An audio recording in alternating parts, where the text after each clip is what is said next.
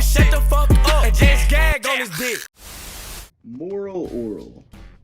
Moral Orel. The first thing you're probably thinking about when you see this show is this Robot Chicken? No the fuck it's not. It's an entirely different show, created by Dino... I'm not fucking saying that.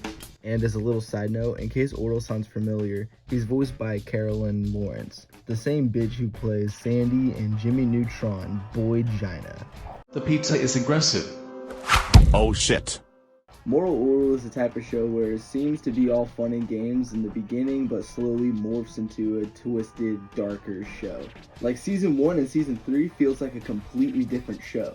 But it's not like the show wasn't always fucked up. I mean, the very first episode sees 12-year-olds starting a naked zombie apocalypse, impregnating chicks while they sleep, and getting addicted to crack. But the first season is very formulaic. Every episode begins with Orel getting a lesson from Reverend Putty, takes that lesson too seriously and commits some horrible act, and gets his cheeks clapped by his dad. Is his dad molesting him? What? And then after that gets taught a completely different backwards-ass lesson by his dad, Clay Puffington. The only episode in this season that isn't like this is the last episode of Season 1, The Best Christmas Ever.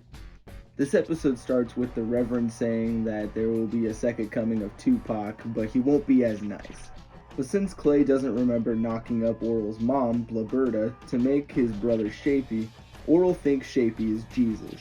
But Shapey's an annoying little fuck nugget, so they go out and wreck a nativity scene, leading to a scene where Orel's mom tells them that they're getting a divorce. Well, where's Dad? He left home. We're splitting up. But it's Christmas. We can't spend it without him. Then I suggest you go find your precious father and the two of you spend Christmas together. The episode doesn't end like every other one up until this point. It ends in complete silence while Orel prays for his parents to get back together. With Season 2 opening up with Clay telling Orel they're getting back together. Not because they love each other, not for the kids, but just to keep up appearances. Season 2 kind of follows the same format as Season 1. Sometimes.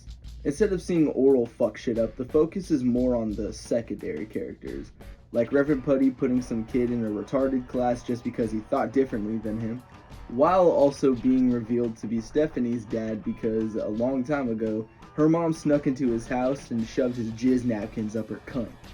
Principal Fakey cheating on his wife with Nurse Bendy, but when he finds out he has gonorrhea, he divorces her, all that good shit. But shit doesn't hit the fan until Season 2's finale, Nature's Part 1 and 2. Clay takes Orel out for a camping trip and over time gets shit-faced. Orel says he's getting too drunk, but Clay has a mental fucking breakdown, leading him to shoe his own son. What you say? Clay doesn't give a fuck though. He blames Orel for stepping in the way of the gun. You've got to learn to be more careful, son. It hurts, Dad. Well, it's supposed to. Pain is nature's spankings. And falls asleep, leaving Orel to bleed out for an entire day. He survives, but I'm not spoiling the ending. Fuck you. Season 3 is when the show gets completely unhinged. The very first episode of this season takes place during the camping trip, but from Blaberta's perspective. Nothing's able to satisfy her, not even the biggest dildo in her collection. When she tries to fuck Reverend Putty, he expels his milky cock spit in his pants, to put it lightly. She buys a fucking jackhammer from a hardware store and mutilates her pussy just for the attention of a doctor with a gore fetish. But when she shows up another time without any injuries, he shows no interest in her, leaving Blaberta to go back home. But I thought that you really... Mrs. Puffington, you'll be fine. I think you're just a little stressed out from the injury. You can't even bear to look at me. 3 episodes later comes the episode. The episode that the creator states was the final nail in the coffin for the show.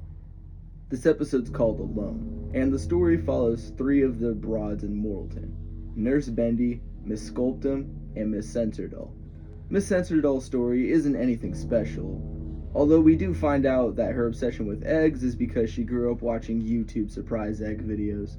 And she had a hysterectomy as an infant, but that's neither here nor there. Well, then what good was relieving me of my reproductive parts if I cannot be an expert on the matter?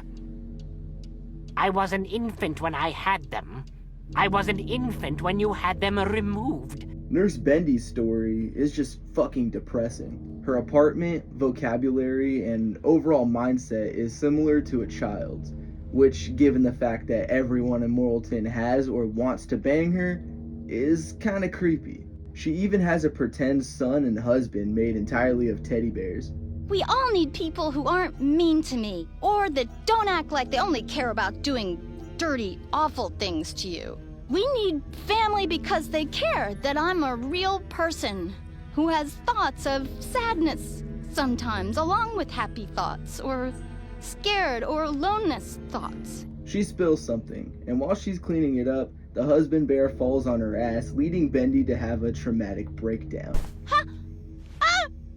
No! Hubby, you can! Not you! And now, Miss Sculptum. Her story is damn near silent, letting the visuals and atmosphere paint a picture. But this ain't no fucking Mona Lisa, let me tell you that.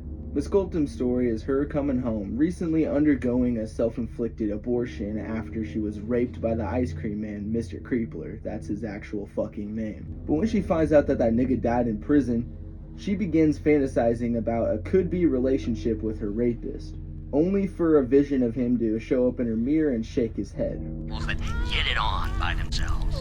Who wants to be a gross, slimy worm anyway? No one!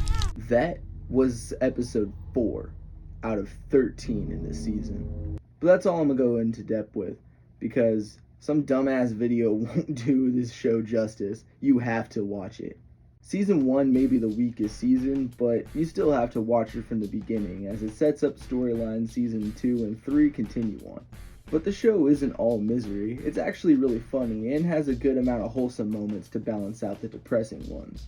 But in comparison to shows that were airing around the same time as Orel, such as Aqua Teen, Boondocks, and Adventure Bros, you can kind of see why Adult Swim has such issues with this show. If you want to watch the show, it's on HBO Max, but if you don't want to pay $10 a month for a fucking subscription that still plays ads, all the episodes are on YouTube for free. I highly recommend giving the show a watch though. Yeah, it's fucked up. Yeah, some of the episodes are uncomfortable to sit through, but Moral